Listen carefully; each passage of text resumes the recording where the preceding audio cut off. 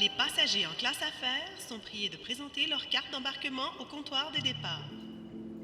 En classe affaires est un balado du programme Corex de la Fédération des chambres de commerce du Québec et du ministère des Relations internationales et de la francophonie. Embarquement immédiat pour l'animatrice Anne Marcotte. Dans cet épisode, on fera le tour des différents scénarios d'attaque possibles et de ce qu'on doit mettre en place ou mieux comprendre pour se protéger avec Bertrand Milot, président et cofondateur de Bradley & Rollins, une entreprise de conseil en innovation et cyberdéfense. On va aborder les meilleures pratiques en cybersécurité pour une entreprise avec Yann Huard, qui est directeur en sécurité de l'information au Cirque du Soleil.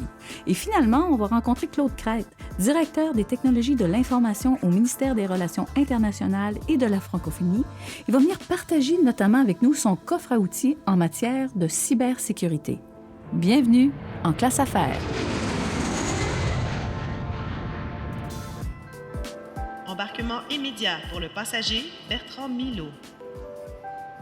Bertrand Milot est président et cofondateur de Bradley & Rollins, une entreprise de conseil en innovation et cyberdéfense. Il s'est spécialisé dans les marchés financiers européens et nord-américains et a géré des crises importantes suite à des attaques globales à travers les dernières années.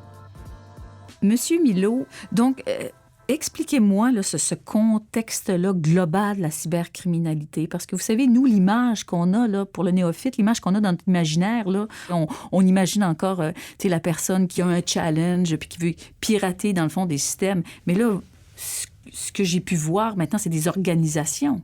Ce sont de très grandes entreprises criminelles.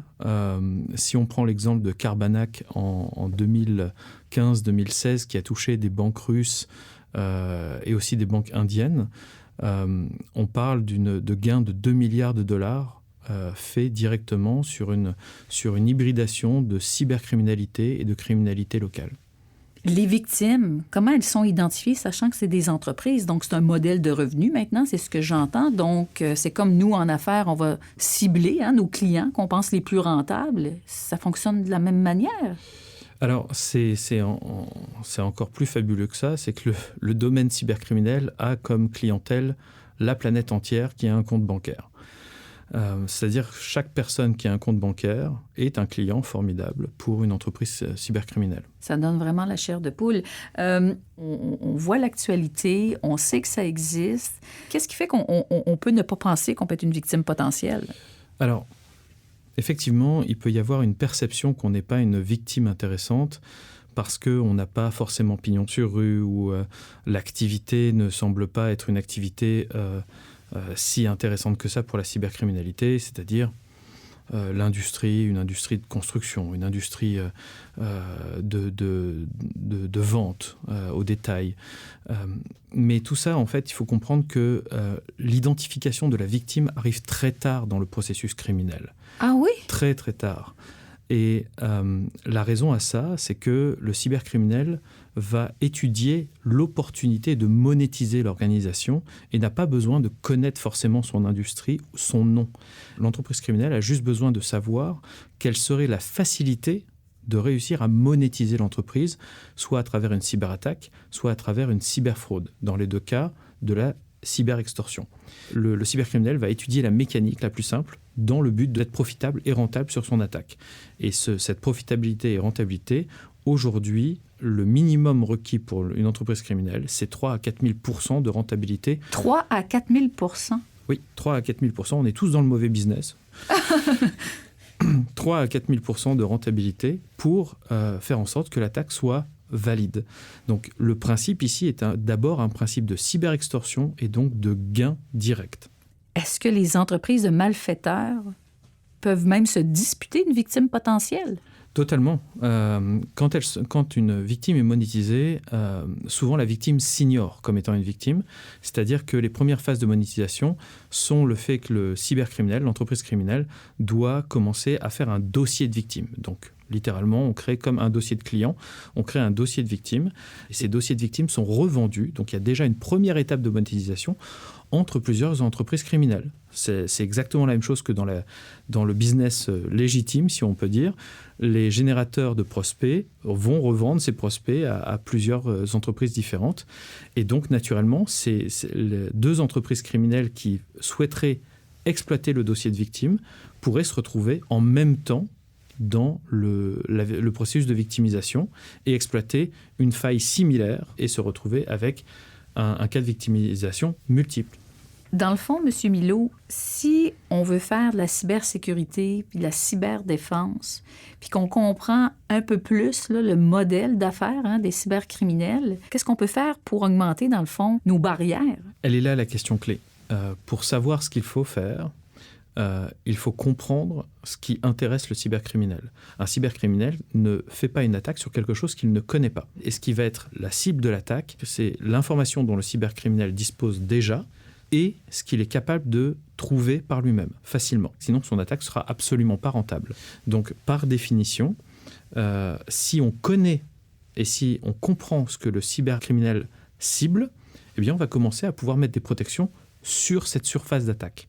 La surface d'attaque, c'est ce qui nous expose et c'est pas seulement ce qu'on laisse paraître, nous, de notre perception, c'est ce que le cybercriminel arrive à comprendre de notre perception. Ah, il appelle ça la surface d'attaque. C'est ça, exactement.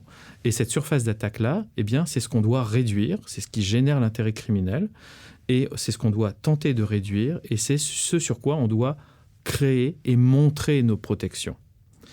Il y a une fausse perception, il y a un paradigme qui n'existe depuis un certain temps, c'est-à-dire le fait de dire si je montre ma protection aux cybercriminels, je me mets à risque. Bien, ça me semble logique de penser comme ça. Ça ne l'est plus, malheureusement, parce que ça l'était quand il y avait un principe idéologique derrière la cybercriminalité. Donc il y avait la notion de défi et de challenge liée à un trophée pour le cybercriminel.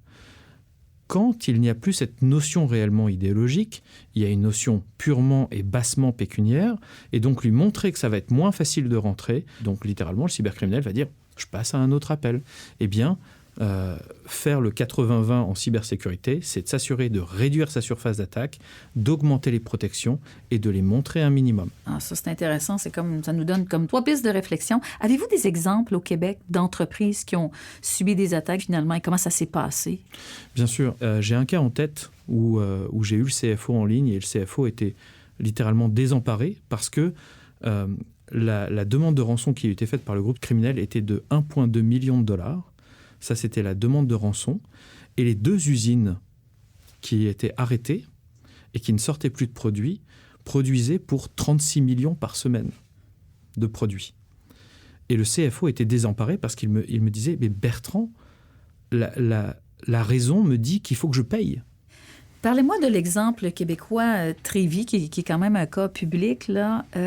On avait pu comprendre que le dirigeant qui vous avait appelé avait ressenti quelque chose avant même là, que les dommages arrivent.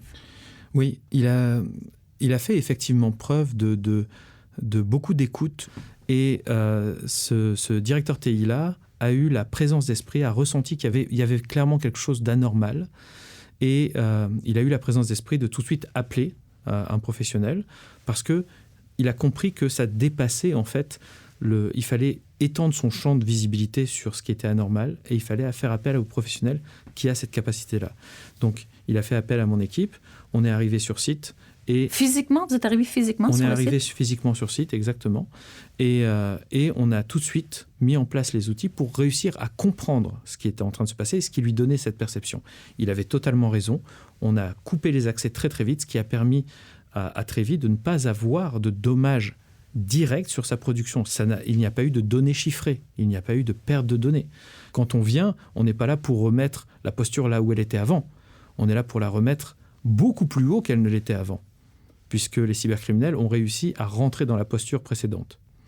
Donc il faut rehausser la posture et donc accélérer le plan triennal, quinquennal en quelques semaines pour s'assurer que la posture soit bien plus haute qu'elle ne l'était. Et puis... la posture défensive. La posture défensive, tout à fait, cyberdéfensive, exactement. Réduire la surface d'attaque, évidemment. aussi. Et puis, revenir ensuite à des opérations normales. L'importance de faire des simulations. Vous en faites avec des entreprises québécoises, des simulations comme ça? C'est pour moi littéralement la première chose à faire à une entreprise parce que c'est là qu'on se découvre aussi. Exact. Le cerveau doit s'habituer à faire face à ce genre de cas. On doit passer du « je ne suis pas une cible valable » à « quand ça va m'arriver, je serai prêt ». Merci, M. Milot.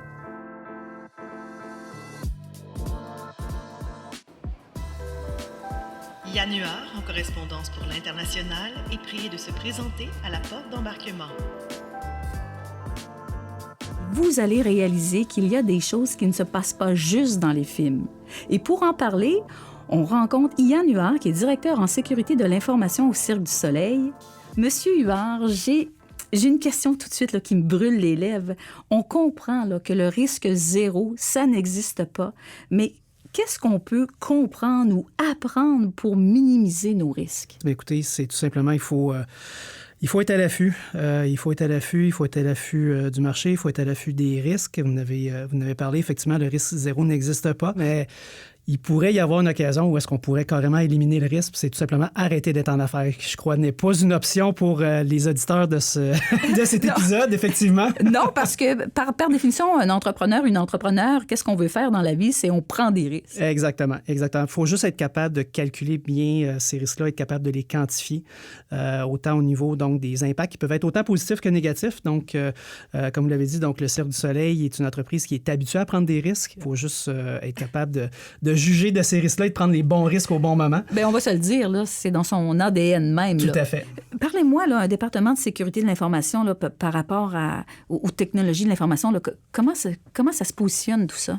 Bien, en fait, souvent dans les entreprises, le département de sécurité de l'information est une sous-catégorie? Une sous-catégorie, une sous-filiale, au même titre que vous pouvez avoir dans les entreprises un département de développement ou des choses comme ça. Le service TI aussi, évidemment. On pense souvent que les TI, c'est seulement les ordinateurs, que c'est seulement le client interne qui a des problèmes avec ses mots de passe, avec un logiciel ou un progiciel quelconque, mais la sécurité fait partie d'une spécialisation des TI. C'est sûr, vous êtes le Cirque du Soleil. On sait que 80% de notre économie, ce sont des PME. Là. Donc, pour une PME, là, comment on gère ça, dans le fond, la cybersécurité?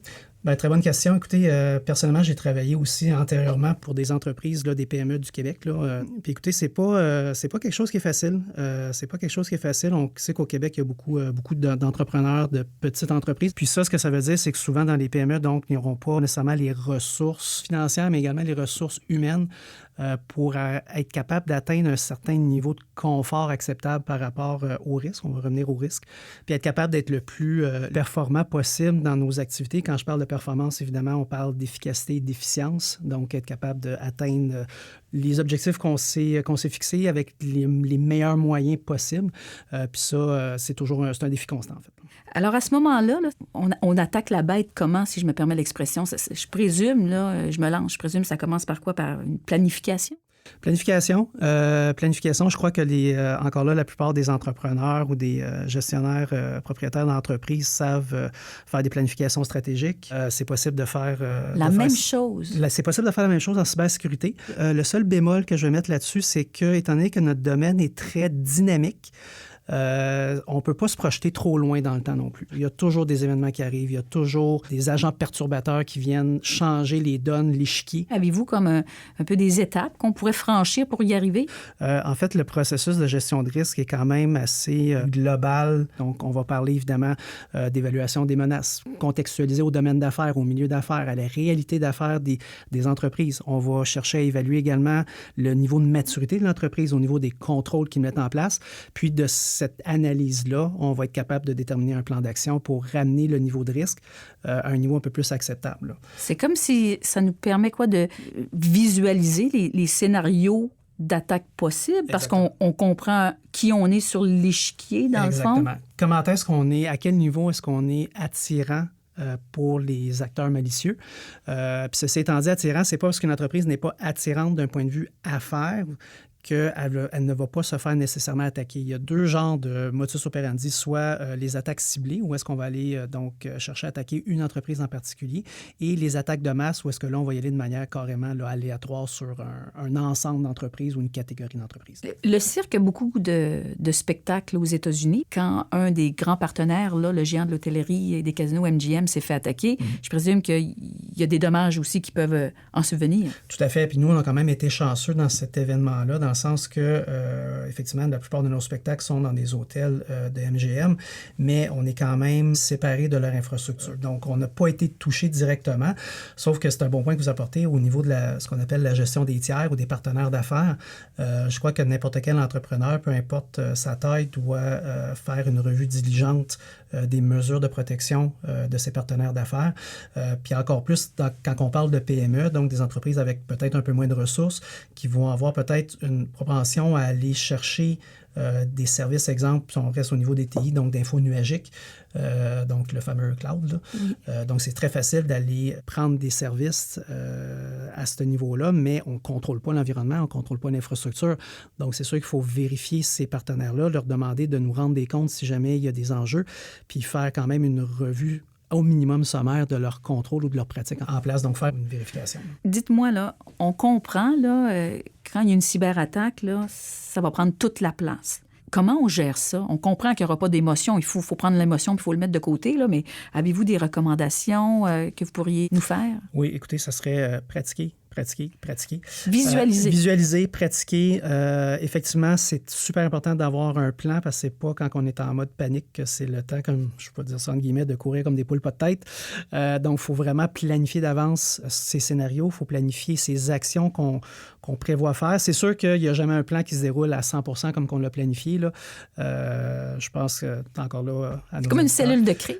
C'est carrément une cellule de crise qu'on structure à l'avance, qu'on pense. Et on choisit les gens les gens qui vont être les acteurs, dans le fond, de cette cellule-là pour nous aider. C'est un super bon point que vous apportez parce que, d'ailleurs, en parlant de cellule de crise, là, j'aimerais juste passer le mot justement aux propriétaires d'entreprises, laissez vos professionnels agir. Si vous avez engagé des professionnels que vous devez sûrement payer grassement, mais laissez-le faire leur travail. Là. Ils sont là pour ça. Puis c'est toujours possible aussi d'aller chercher de l'aide externe. Il y a plusieurs cabinets de services qui peuvent aider les entreprises qui ne sont pas nécessairement outillées encore là en termes de ressources pour faire face à tout type de crise. Donc, c'est sûr que c'est possible d'aller chercher de l'aide.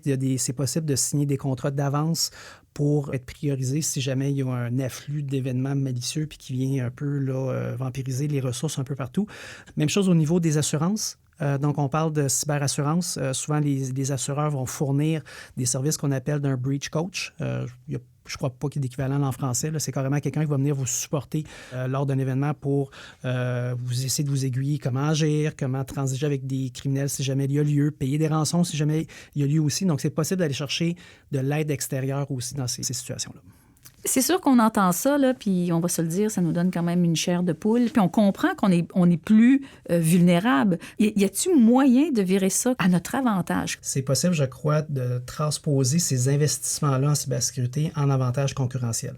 Être une plus-value pour l'entreprise en disant, regardez, on est sécuritaire, on a des certifications de sécurité, on a des pratiques sécuritaires, venez chez nous, vos données sont plus sécurisées ou sont moins à risque peut-être que des concurrents. Donc, ça peut être un attrait pour les clients. Si vous aviez une recommandation, une phrase, quelque chose qui vous vient en tête pour nos auditeurs, là, ça pourrait être quoi?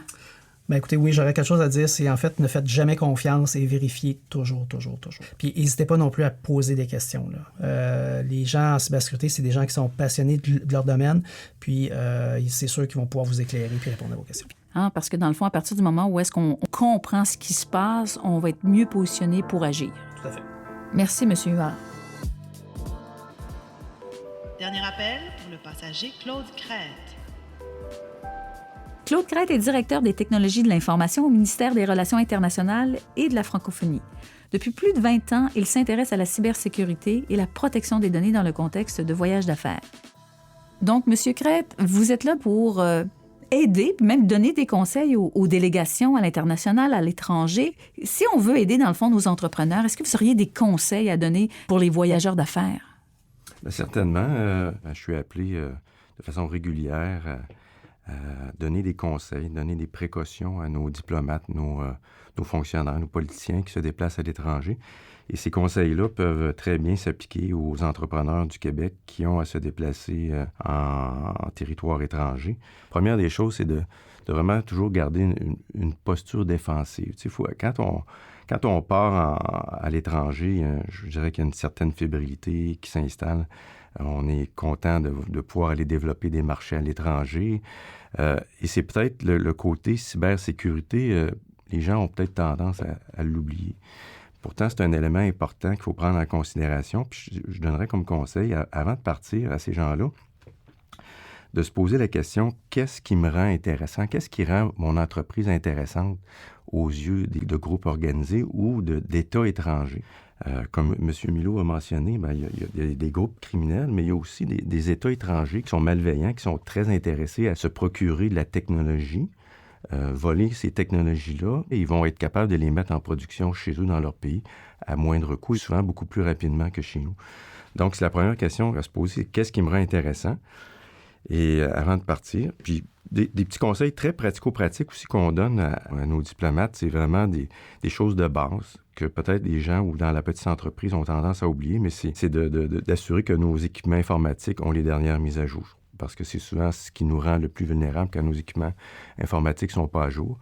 Donc, si vous ne le savez pas, peut-être vous référez à votre département informatique ou à une firme de consultants pour s'assurer que vous êtes bien sécure de ce côté-là. Et quand on arrive à l'étranger, donc, il y a des gestes qu'on doit poser. Exemple, quand vous arrivez à l'aéroport, de ne pas brancher, de ne pas faire charger vos cellulaires ou vos ordinateurs dans des bornes publiques. Il y a des États, notamment en Chine, je dirais qu'aussitôt qu'on arrive à l'aéroport, quelle est la première chose qu'on fait, que tout le monde fait, c'est qu'ils allument leur cellulaire et ils vont se connecter sur les tours cellulaires, mais ces États-là vont être propriétaires ou vont contrôler les tours cellulaires dans les aéroports, donc ils vont être capables d'intercepter des communications. Donc, discuter de choses non confidentielles lorsque vous êtes dans les aéroports. Gardez ça plutôt un petit peu plus tard quand vous allez être en pleine ville, que là, il va y avoir des différentes tours de cellulaires de compagnies différentes qui vont vous permettre de communiquer. Au petit conseil avant de partir, c'est peut-être de s'assurer que votre ordinateur est bien chiffré.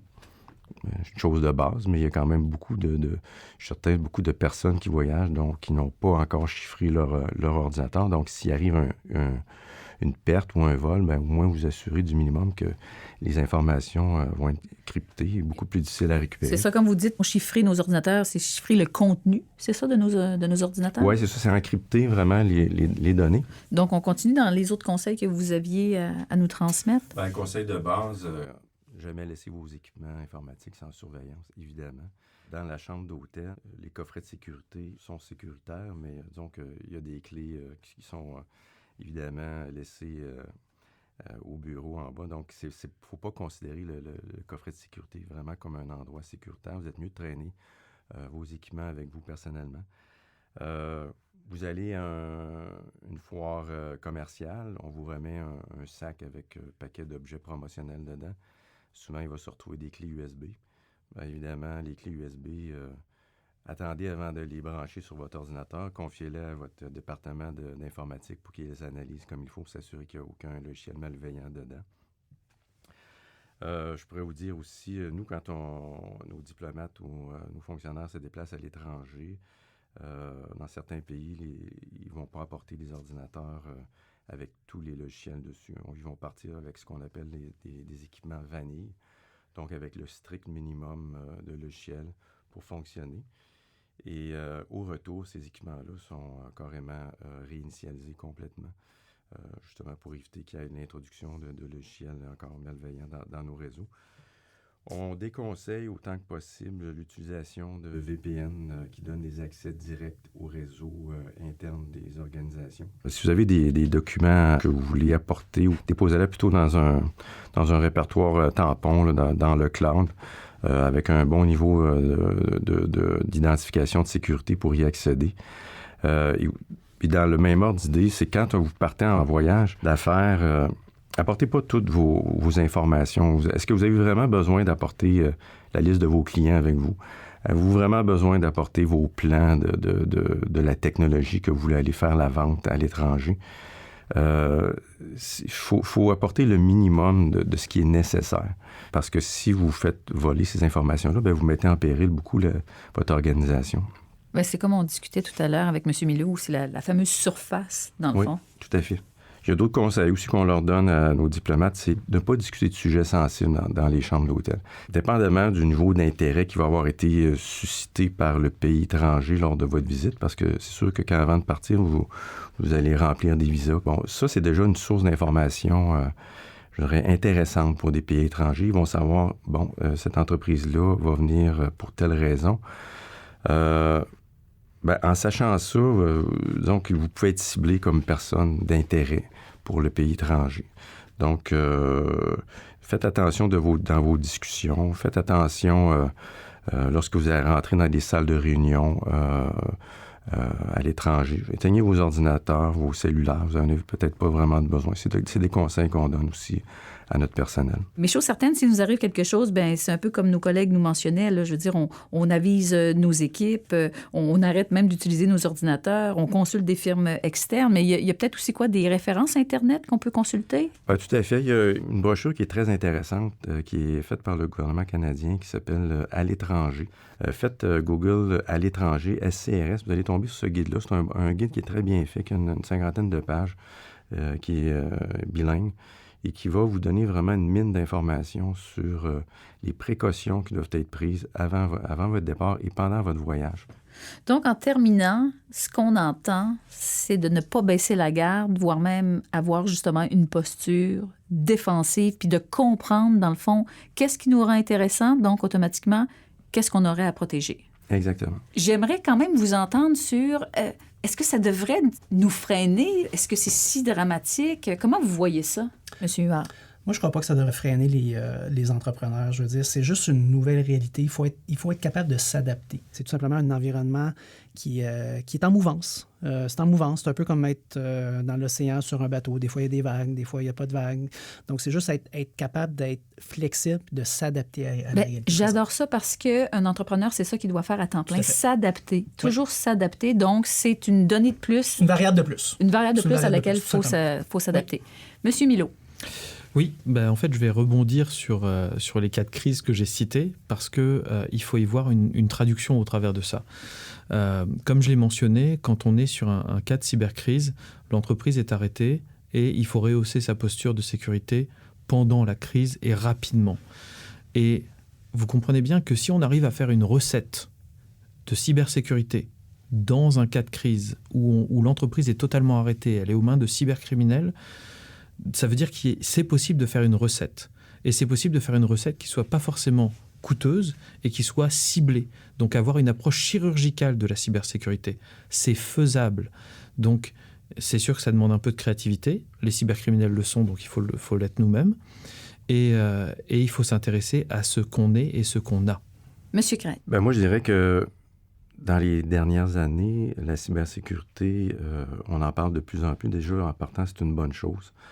Donc, de ce fait, les entreprises, les entrepreneurs sont déjà beaucoup plus conscients du risque et ont pris les précautions requises pour diminuer ces risques-là. Il ne faut pas verser dans le côté paranoïaque de la chose, mais rester positif. Puis, il y a des organisations, il y a des entreprises, il y a des firmes de consultants qui sont spécialisées pour accompagner ces gens-là en cas de crise ou aussi en termes de prévention.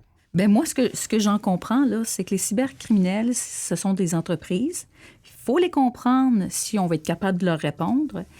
Puis une fois qu'on a compris ça, on peut s'organiser sur cet échiquier-là, qui est une nouvelle réalité à laquelle on doit s'adapter et avoir des plans puis des stratégies, tout comme on en a dans d'autres sphères d'activité de nos entreprises.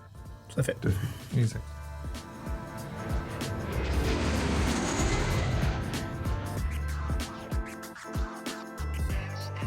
En classe affaires est un balado du programme Corex de la Fédération des chambres de commerce du Québec et du ministère des Relations internationales et de la francophonie.